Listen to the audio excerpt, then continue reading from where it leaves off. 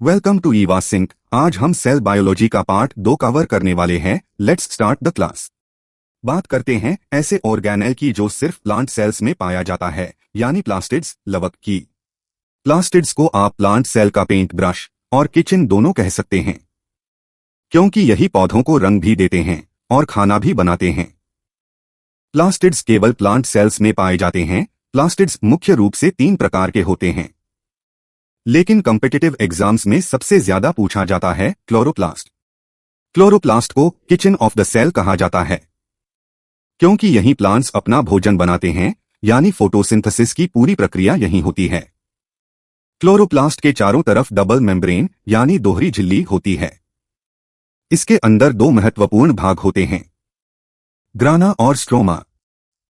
Next, ग्राना। Chloroplast के अंदर छोटे छोटे चपटे भाग होते हैं जिन्हें थाइलकॉइड्स कहा जाता है।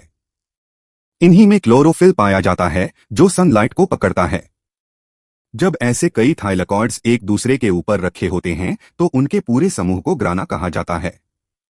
इसे ऐसे समझिए जैसे कई रोटियां या कई किताबें एक दूसरे के ऊपर रख दी जाएं।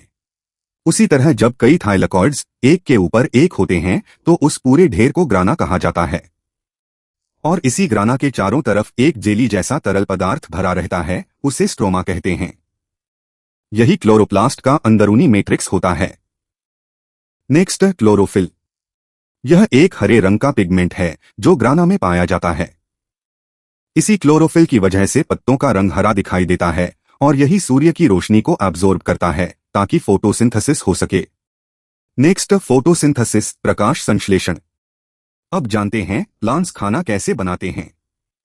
फोटोसिंथेसिस मुख्य रूप से 2 चरणों में पूरी होती है। इसका पहला चरण है लाइट रिएक्शन यानी प्रकाश अभिक्रिया। यह रिएक्शन ग्राना में होती है और जैसा नाम है वैसे ही इसमें सनलाइट की जरूरत पड़ती है। इस प्रक्रिया में सोलर एनर्जी यानी सूर्य की ऊर्जा केमिकल एनर्जी में बदल जाती है और यह केमिकल एनर्जी एटीपी और NADPH के रूप में स्टोर हो जाती है। यहाँ ATP एंड NADPH एक एनर्जी कैरियर मोलिक्यूल है, फिर यही एनर्जी आगे फूड बनाने में काम आती है। लेकिन सवाल आता है कि क्या सिर्फ ATP बनने से प्लांट्स का खाना तैयार हो जाता है? नहीं, इसके लिए आता है दूसरा और सबसे महत्वपूर्ण चरण, डार्क रिएक्शन, जिसे कैल्विन साइकिल भी कहा जाता है। यह क्लोरोप्लास्ट के स्ट्रोमा में होती है। इस रिएक्शन में डायरेक्ट सनलाइट की जरूरत नहीं होती, लेकिन इसका मतलब यह बिल्कुल नहीं है कि यह केवल रात में होती है। यह रिएक्शन तब होती है जब लाइट रिएक्शन से ATP और NADPH पहले से बन चुके हों। अब इन्हीं ATP और NADPH की मदद से प्लांट्स कार्बन डाइऑक्साइड को ग्लूकोज यानी शुगर में बदल देते हैं, यानी यहीं पर प्लांट्स का असली फूड तैयार होता है। अब एक बहुत इंपॉर्टेंट एग्जाम फैक्ट, जैसे माइटोकॉन्ड्रिया के पास अपना DNA और 70S राइबोसोम होता है, वैसे ही क्लोरोप्लास्ट के पास भी अपना DNA और 70S राइबोसोम होता है। इसी वजह से क्लोरोप्लास्ट को सेमी ऑटोनोमस ऑर्गेनेल यानी अर्धस्वायत्त कोशिकांग कहा जाता है। अब आता है नंबर 2, क्रोमोप्लास्ट। क्रोमोप्लास्ट का मुख्य काम है फूलों और फलों को हरा रंग छोड़कर बाकी सभी रंग देना। जैसे टमाटर का लाल रंग लाइकोपीन और गाजर का नारंगी रंग कैरोटीन की वजह से, यानी प्लांट्स के सुंदर रंगों के पीछे क्रोमोप्लास्ट का ही योगदान होता है। नंबर 3 है ल्यूकोप्लास्ट। ल्यूकोप्लास्ट में कोई रंग नहीं होता, इसलिए इसे कलरलेस प्लास्टिड कहा जाता है। यह मुख्य रूप से जड़ों और स्टोरेज वाले भागों में पाया जाता है। इसका मुख्य काम है फूड स्टोरेज करना, यानी यह स्टार्च, फैट और प्रोटीन को स्टोर करके रखता है। फाइनल रिवीजन, डार्क रिएक्शन या Calvin cycle, stroma, direct sunlight required नहीं।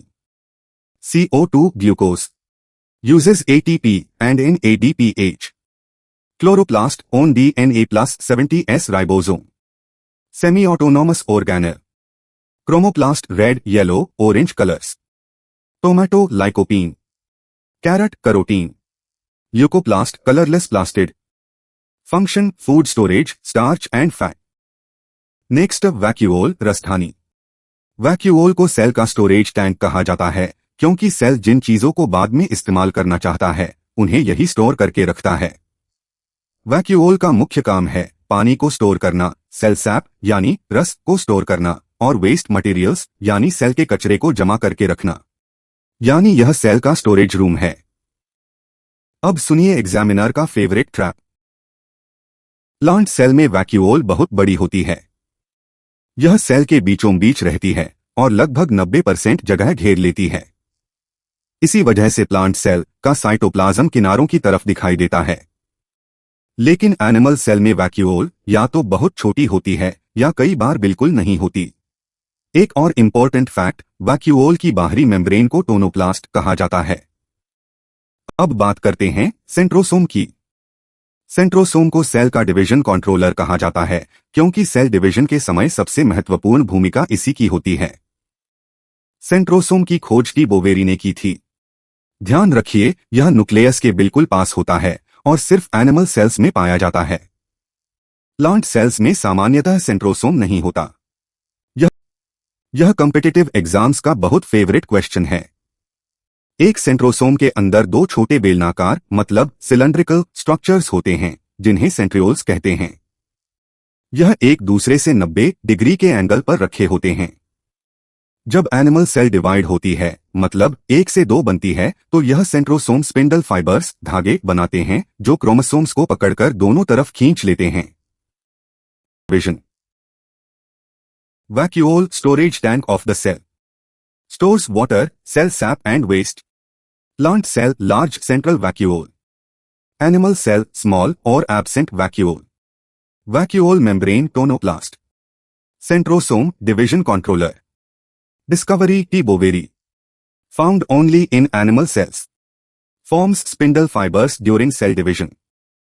बस इतना कॉन्सेप्ट क्लियर हो गया तो वैक्यूओल और सेंट्रोसोम से जुड़े लगभग सभी एमसीक्यूज आप आसानी से सॉल्व कर पाएंगे।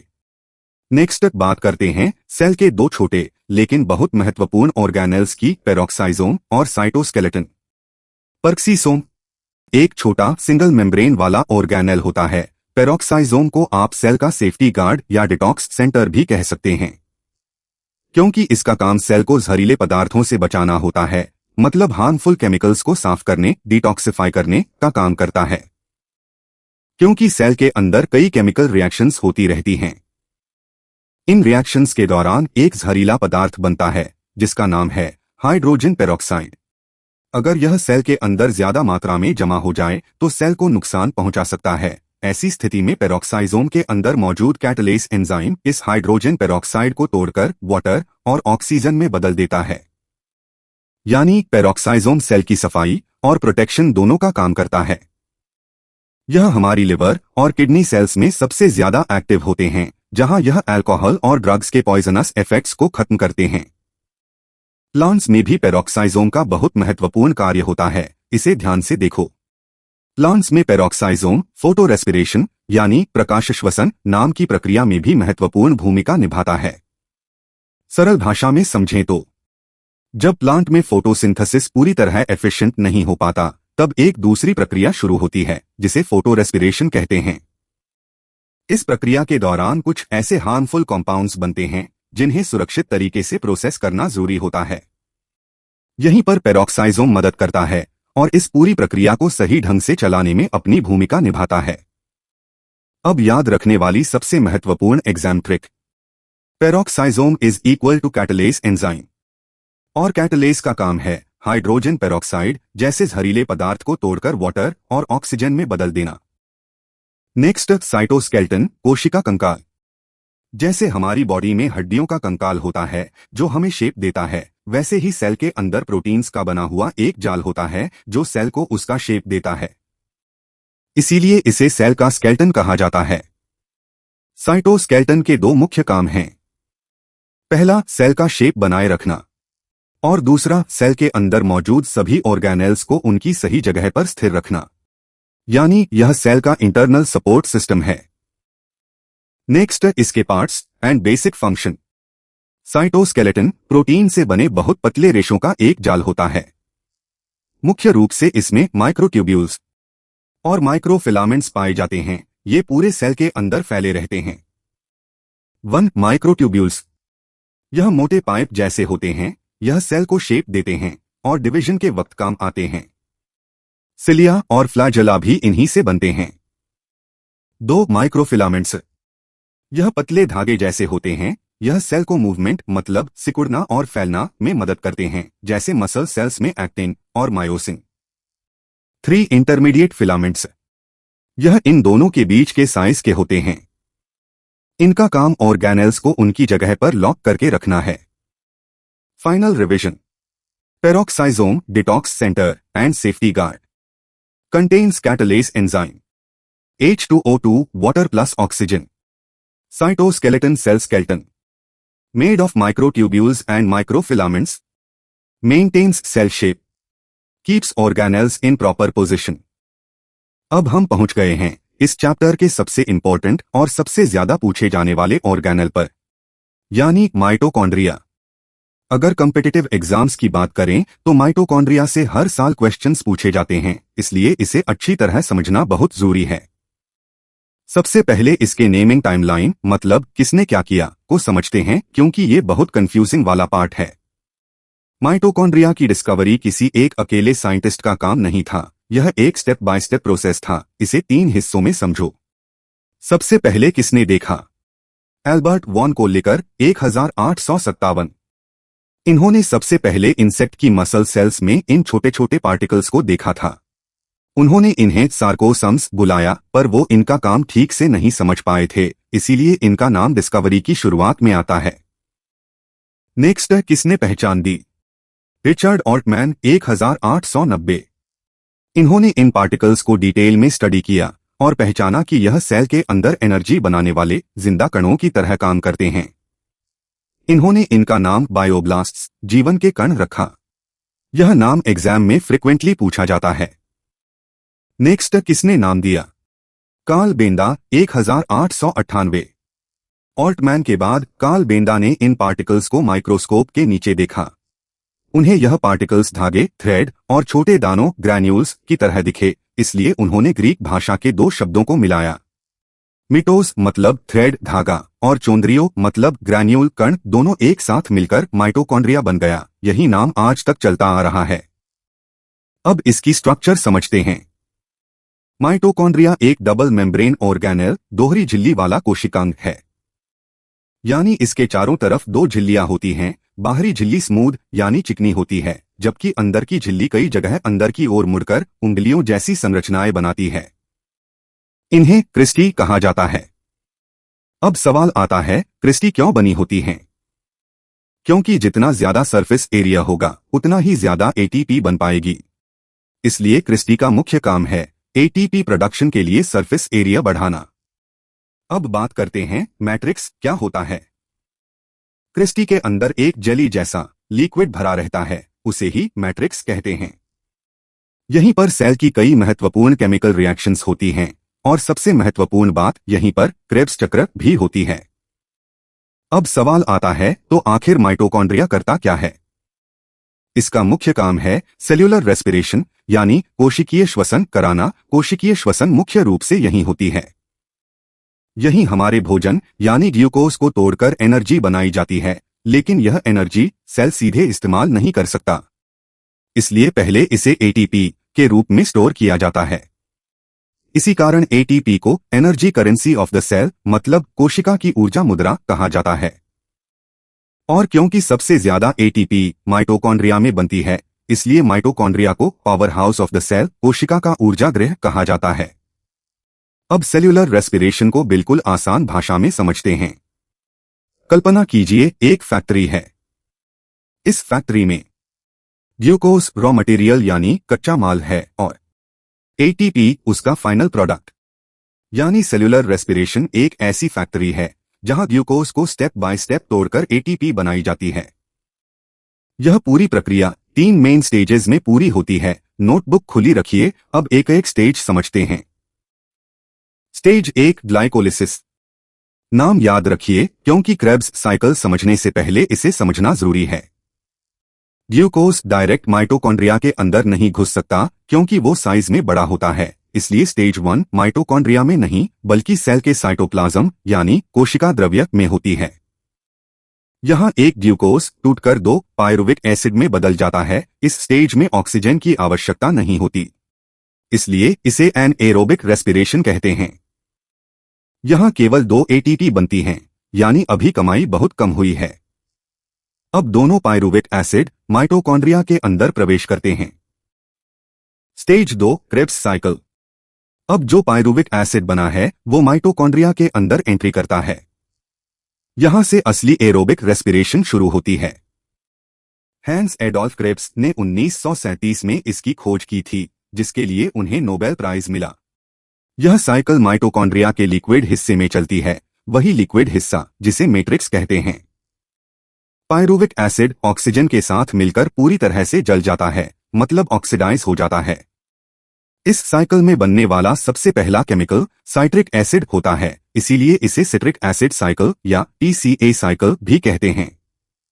और कचरे के रूप में कार्बन डाइऑक्साइड बनती है, यही CO2 हम सांस छोड़ते समय बाहर निकालते हैं।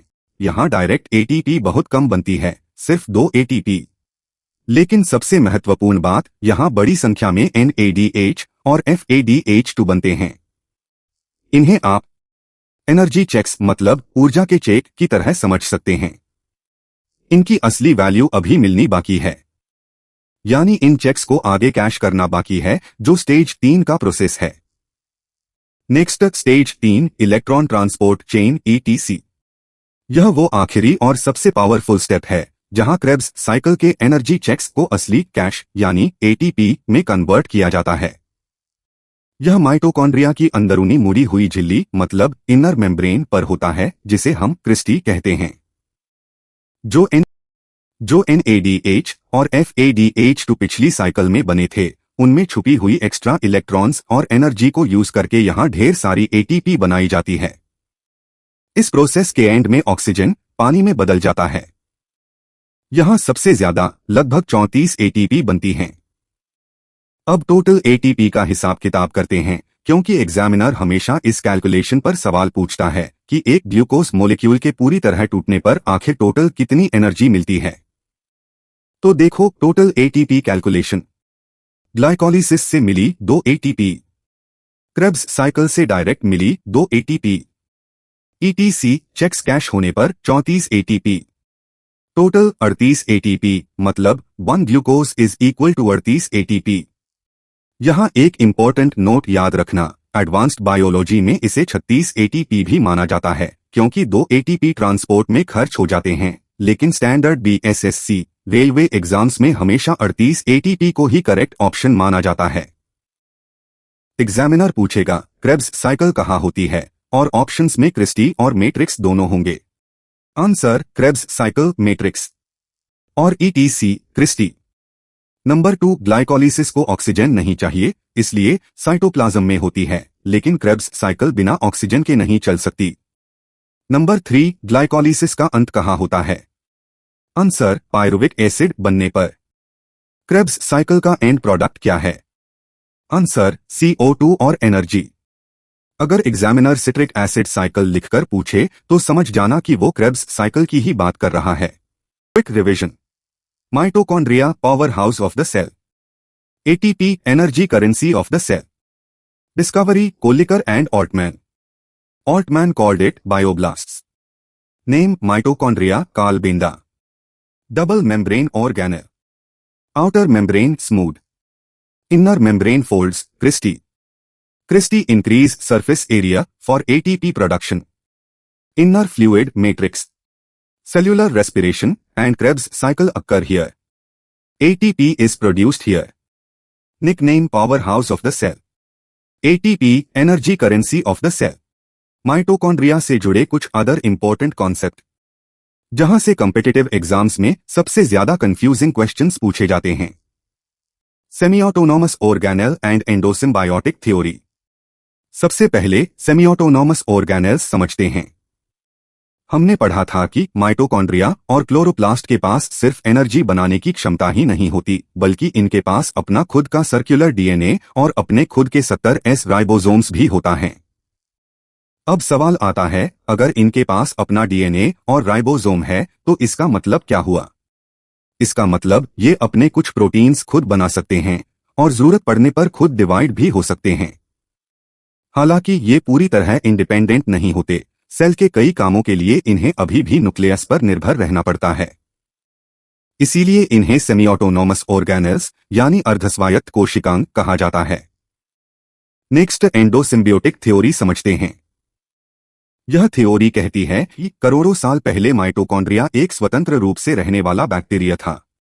साइंटिस्ट्स ऐसा क्यों मानते हैं?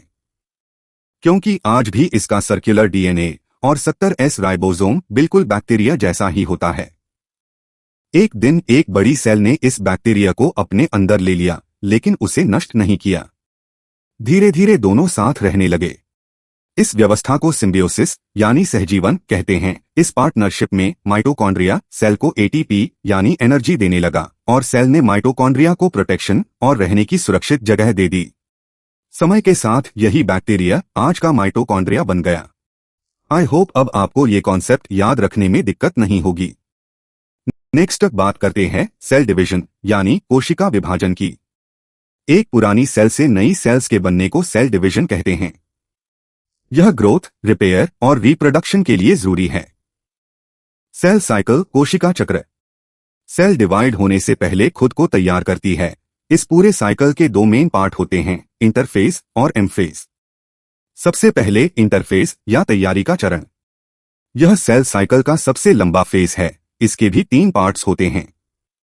First G1 phase. इसमें सेल का साइज बढ़ता है और आरएनए प्रोटीन बनता है। सेकेंड S फेज या सिंथेसिस, एग्जाम का सबसे फेवरेट। यहां डीएनए का रेप्लिकेशन मतलब कॉपी होता है। Third G2 phase. इसमें सेल फाइनल तैयारी करती है और डिवीजन के लिए जरूरी प्रोटीन बनाती है। अब बात करते हैं एम फेज या माइटोसिस मियोसिस। यह एक्चुअल डिवीजन का फेज है। तो चलो अब माइटोसिस यानी समसूत्री विभाजन देखते हैं। सबसे पहले एक बात क्लियर कर लेते हैं। पेरेंट सेल मतलब वह ओरिजिनल सेल जिससे सेल डिवीजन शुरू होता है। और जब यह सेल डिवाइड हो जाती है तो जो नई सेल्स बनती हैं उन्हें डॉटर सेल्स कहा जाता है। अब याद रखिए, हर सेल डिवीजन की शुरुआत एक पेरेंट सेल से होती है, लेकिन आखिर में कितनी डॉटर सेल्स बनेंगी और उनमें क्रोमोसोम्स कितने होंगे, यही माइटोसिस और मियोसिस का सबसे बड़ा डिफरेंस है। अब समझते हैं माइटोसिस आखिर होता क्यों है। हमारे शरीर की सेल्स हमेशा एक जैसी नहीं रहती। कुछ सेल्स पुरानी होकर मर जाती हैं, कुछ डैमेज हो जाती हैं और बॉडी लगातार ग्रो भी करती रहती है। ऐसी स्थिति में नई सेल्स बनाने के लिए बॉडी माइटोसिस का इस्तेमाल करती है। यही कारण है कि स्किन का रिपेयर, घाव भरना, हीलिंग, बालों का बढ़ना और शरीर की ग्रोथ, इन सभी के पीछे माइटोसिस काम करता है। यह डिवीजन हमारी बॉडी की नॉर्मल सेल्स यानी सोमैटिक सेल्स में होता है, जैसे skin cells, liver cells, hair cells आदि। अब सबसे महत्वपूर्ण बात, माइटोसिस में एक पेरेंट सेल विभाजित होकर 2 डॉटर सेल्स बनाती है और खास बात यह है कि दोनों नई सेल्स बिल्कुल पेरेंट सेल जैसी होती हैं, यानी क्रोमोसोम्स की संख्या भी वही रहती है। अगर पेरेंट सेल में 46 क्रोमोसोम्स हैं तो दोनों डॉटर सेल्स में भी 46 ही क्रोमोसोम्स होंगे। याद रखिए, माइटोसिस में growth, repair, same number of chromosomes होते हैं। अब समझते हैं माइटोसिस की स्टेजेस। 1 प्रोफेज। यह माइटोसिस की सबसे लंबी स्टेज होती है। इस स्टेज में जो डीएनए पहले पतले धागों की तरह फैला हुआ था, वह सिकुड़कर क्रोमोसोम्स के रूप में साफ दिखाई देने लगता है और न्यूक्लियर मेम्ब्रेन यानी न्यूक्लियस की झिल्ली धीरे धीरे गायब होने लगती है। 2 मेटाफेज। अब सभी क्रोमोसोम्स सेल के बिल्कुल बीचों बीच यानी इक्वेटर पर एक सीधी लाइन में आकर खड़े हो जाते हैं। अगर एग्जाम में पूछा जाए कि क्रोमोसोम्स का आकार या स्ट्रक्चर सबसे अच्छी तरह किस स्टेज में दिखाई देता है, तो आंसर होगा मेटाफेज। 3 एनाफेज। यह माइटोसिस की सबसे छोटी स्टेज होती है। अब प्रत्येक क्रोमोसोम के दोनों हिस्से, जिन्हें सिस्टर क्रोमैटिड्स कहते हैं, एक दूसरे से अलग हो जाते हैं और सेल के दोनों अपोजिट पोल्स यानी दोनों किनारों की ओर खींचने लगते हैं। 4 टेलोफेज। यह स्टेज प्रोफेज का बिल्कुल उल्टा होती है। अब क्रोमोसोम्स फिर से पतले धागों जैसे क्रोमैटिन में बदल जाते हैं। दोबारा न्यूक्लियर मेम्ब्रेन बन जाती है और सेल के अंदर 2 नए न्यूक्लियस तैयार हो जाते हैं। इसके बाद सेल पूरी तरह विभाजित होकर 2 बिल्कुल समान डॉटर सेल्स बना देता है। Quick revision. प्रोफेज क्रोमोसोम्स दिखाई देते हैं, न्यूक्लियर मेम्ब्रेन गायब। मेटाफेज क्रोमोसोम्स सेंटर पर लाइन में। एनाफेज क्रोमैटिड्स अलग होकर दोनों पोल्स की ओर। टेलोफेज दो नए न्यूक्लियस बनते हैं, सेल डिवीजन पूरा। नेक्स्ट मियोसिस अर्धसूत्री विभाजन। सबसे पहले एक बात हमेशा याद रखिए, मियोसिस हर सेल में नहीं होता। यह केवल रिप्रोडक्टिव सेल्स यानी जनन कोशिकाओं में होता है और इसका मुख्य उद्देश्य है स्पर्म और एग बनाना। अब सवाल आता है, मियोसिस की जरूरत ही क्यों पड़ती है? मान लीजिए हमारे शरीर की सामान्य कोशिकाओं में 46 क्रोमोसोम्स होते हैं। अगर स्पर्म और एग में भी 46 से 46 क्रोमोसोम्स हों, तो फर्टिलाइजेशन के बाद बनने वाले बच्चे में 92 क्रोमोसोम्स हो जाएंगे। फिर अगली पीढ़ी में 184, फिर 368, यानी हर जनरेशन में क्रोमोसोम्स दोगुने होते जाएंगे। इस समस्या से बचाने के लिए नेचर ने मियोसिस बनाया है। मियोसिस स्पर्म और एग में क्रोमोसोम्स की संख्या आधी कर देता है, इसलिए गैमीट्स में 46 नहीं बल्कि 23 क्रोमोसोम्स होते हैं। और जब 23+23 मिलते हैं तब फिर से 46 क्रोमोसोम्स बन जाते हैं। इसी वजह से हर जनरेशन में क्रोमोसोम्स की संख्या स्थिर बनी रहती है। अब रिजल्ट समझिए, जहां माइटोसिस में एक पेरेंट सेल से 2 डॉटर सेल्स बनती हैं, वहीं मियोसिस में एक पेरेंट सेल से 4 डॉटर सेल्स बनती हैं और इन चारों सेल्स में क्रोमोसोम्स की संख्या आधी हो जाती है। अब मियोसिस के 2 भाग समझिए। पहला है मियोसिस 1, जिसे रिडक्शनल डिवीजन या न्यूनकारी विभाजन कहते हैं। इसे रिडक्शनल डिवीजन इसलिए कहते हैं क्योंकि यहीं पर पहली बार क्रोमोसोम्स की संख्या आधी हो जाती है, यानी 2n से n। दूसरा है मियोसिस 2, जिसे इक्वेशनल डिवीजन या समकारी विभाजन कहते हैं। यह लगभग माइटोसिस की तरह होता है। इसमें क्रोमोसोम्स की संख्या नहीं बदलती बल्कि केवल सिस्टर क्रोमैटिड्स अलग होकर सेल्स में बांट दी जाती हैं। यानी मियोसिस 1 क्रोमोसोम्स हाफ करता है, मियोसिस 2 उन क्रोमोसोम्स को बराबर बराबर बांटता है। बस इतना याद रखिए, मियोसिस से जुड़े ज्यादातर कॉम्पिटिटिव एग्जाम क्वेश्चंस आसानी से हो जाएंगे। अब मियोसिस का सबसे इंपॉर्टेंट कॉन्सेप्ट समझते हैं, क्रॉसिंग ओवर। मियोसिस 1 की प्रोफेज 1 में एक विशेष अवस्था आती है जिसे पेकिटीन स्टेज कहते हैं। यहीं पर होमोलॉगस क्रोमोसोम्स यानी मां और पिता से आए एक जैसे क्रोमोसोम्स आपस में बहुत पास आकर जुड़ जाते हैं। इसके बाद वे अपने डीएनए के कुछ हिस्सों का आपस में एक्सचेंज करते हैं। इसी प्रक्रिया को क्रॉसिंग ओवर कहा जाता है। अब सवाल आता है, लेकिन ऐसा क्यों होता है? ऐसा इसलिए होता है क्योंकि डीएनए के इस एक्सचेंज से जीन्स का नया कॉम्बिनेशन बनता है। यही नया कॉम्बिनेशन जेनेटिक वेरिएशन यानी आनुवंशिक विविधता पैदा करता है। यही कारण है कि एक ही माता पिता की संतानें भी एक दूसरे से पूरी तरह समान नहीं होती। हर बच्चे में कुछ न कुछ अलग विशेषताएं दिखाई देती हैं। ये कंपैरिजन टेबल हमने आपके लिए रेडी करा है ताकि आपको ये इजीली याद हो सके। तो आज के लिए क्लास यही खत्म करते हैं। आई होप आपको कॉन्सेप्ट और क्लास समझ आई होगी। क्लास अच्छी लगी हो तो लाइक, सब्सक्राइब एंड शेयर करना ना भूले। See you in the next class. Thanks for watching.